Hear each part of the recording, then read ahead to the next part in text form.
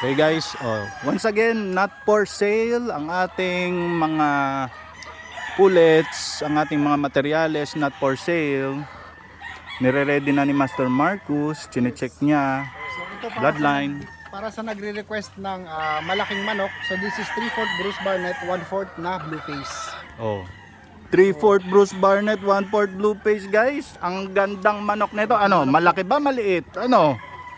Mas malaki pa yan sa mga nakikita natin sa ulutan na stags. Oo, manok ko. Napapahiya ang mga stags dyan. Okay, tignan nyo guys. BBB. Lagyan mo. Ayun. Ano lang, SW.